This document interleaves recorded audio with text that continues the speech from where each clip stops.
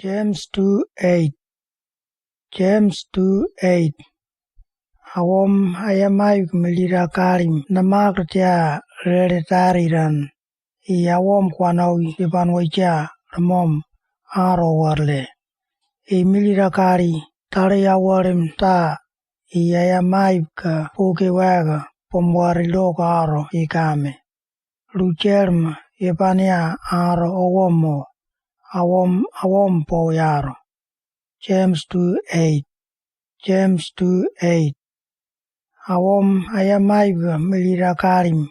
namal tiare tariran awom ka wanaw iban wajja ramom aro warle melira kari tare awarim ta ayamay poke waga pomwari aro ikame Lujere ibania aro awom po yaro Jems 2:8 Jems 2:8